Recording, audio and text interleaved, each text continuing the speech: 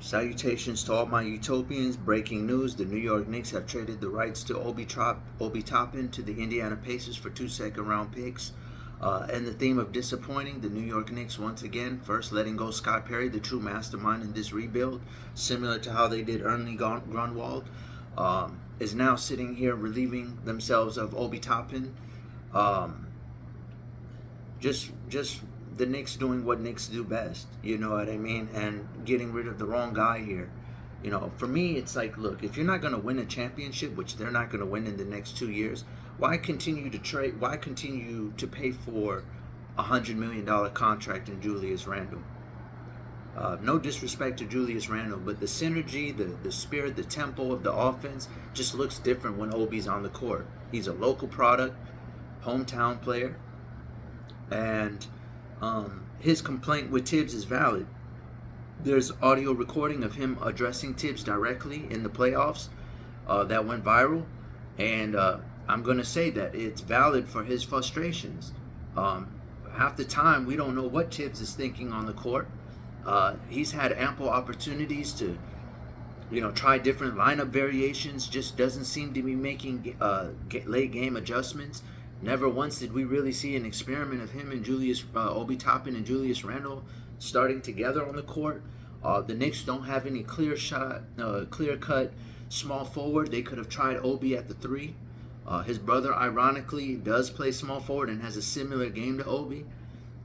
And you've seen Obi throughout the year do everything he can to get on the floor, even changing his playing style to being reserved to a spot-up sharpshooter, and among the likes of like a Luke Kennard or Joe English, just to be on the floor, and still wasn't enough. No one has been more disrespectful to the players that they have in-house than, I think, Tom Thibodeau.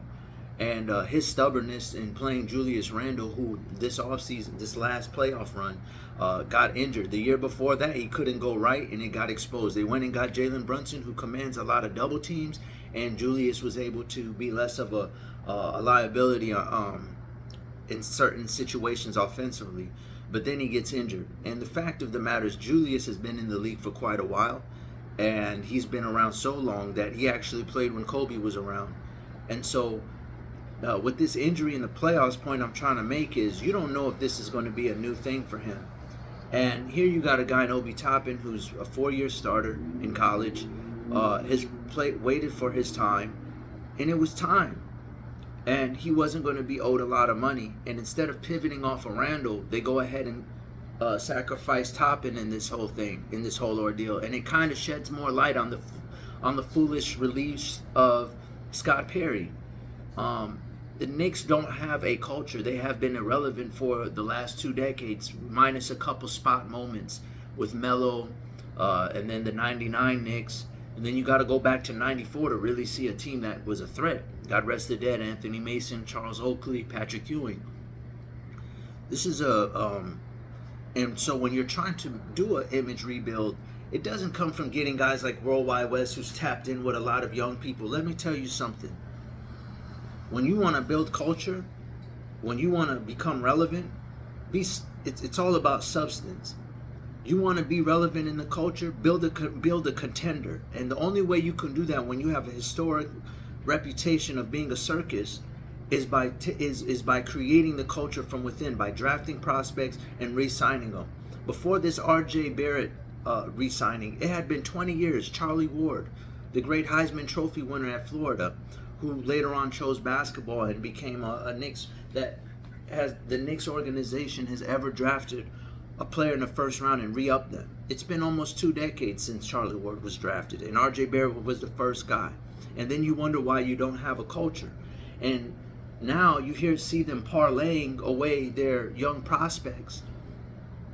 Even hearing rumors of they might go after DiVincenzo, like Quentin Grimes doesn't exist. Why do you need DiVincenzo when you have Quentin Grimes? But they keep bringing in guards. I'm not going to lie, Josh Hart was a great acquisition. He changed the entire dynamic of the team last year. They found their second win and became very dangerous when he arrived. They looked completely different. The energy was right. But now you got the Knicks ready to part ways with, or have part ways with Toppin. And this is exactly what the problem is, to the point where the number one agent right now in basketball, and I will be addressing the Jerry and Grant signing, the Clutch Sports client, but Rich Paul recently reports stated that he doesn't want none of his clients anywhere near the New York Knicks. And this is this type of stuff. Why? And you go and you think you're going to pander to players by getting a guy like Worldwide West. Listen, they can like Worldwide West and say thanks but no thanks still at the same time. And that's exactly what's going to happen. You're not making anyone's job easier when you do stuff like this. It was his time to get the promotion. There's a clear indicator when your team loses a series and your star guy, your $100 million guy, doesn't go to his teammates but goes to his significant other who he's dating after a playoff series loss. That lets me know he doesn't have a relationship with the team. And you're trying to build culture and chemistry, and here you got a guy he doesn't mess with his teammates like that. That's what that lets me know. You know, he didn't consult with the locker room first. He goes to his significant other. Nothing wrong with loving your partner, but your teammates come first in that scenario and in that moment, in that environment. And it lets me know the disconnect, not to mention the multiple meltdowns. I don't quite understand what's going on here in New York, but I just know that it's not any closer to winning a championship. Good luck to the New York Knicks fans. And to Indiana, now you want to talk about culture and in a blue-collar franchise that shows you don't have to win a ring in order to have a very quality A-plus franchise. That is the definition of them. They remind me of the person who's not rich but lives a quality life and stays within their means. When you look at them, they've always put a team that you can hope for at least. At least you can sell hope. And you don't have that with the Knicks. You don't have that with the Clippers. Because look at what, with Indiana. They had Reggie Miller. They gave you Jalen Rose, Chris Mullin, Rick Smits, the Davis Bros, McKee, Mark Jackson, fast forward, Steven Jackson, Ron Artest, Jermaine O'Neal, Jamal Tinsley. That's a franchise that's going to give you something to root for at least. Then fast forward, they had Sabonis, Miles Turner. Something to root for, something to realistically hope for.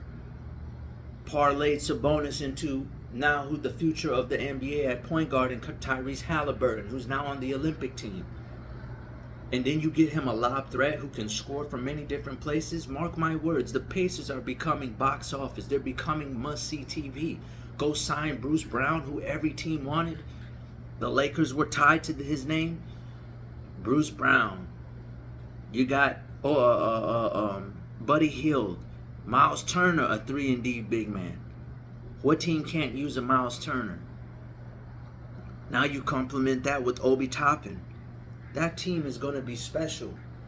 And to Obi Toppin, you might not be it for your hometown team, but everything is going to be made up because you're running with a point guard who's going to bring out the absolute best in you. And you already have a multi-versatile game. So kudos to the Indiana Pacers. Once again, they're going to be something to watch. Keep an eye out for them. They're going to be very exciting. I'm not proclaiming they're going to win a championship, but they're at least going to be worthy of watching, and you're going to feel like every night when you watch the Pacers, they have a legitimate chance of winning, as long as there's no, barring, God forbid, any injuries. But to the New York Knicks, the Knicks gonna Nick, And so, quick fix Knicks mentality once again.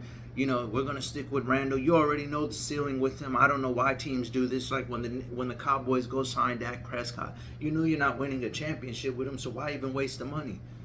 You're not going to win a championship this year, the Knicks, or next year. Why keep on paying the $100 million? At least with Toppin, Toppin has been nothing but a class act for a guy who you can't even justify why he hasn't been playing. Another disappointing offseason from the New York Knicks. And more proof that the clear signs were there. Letting go Scott Perry was the beginning of the end. And you know what? The Knicks gonna be Knicks. Cheers.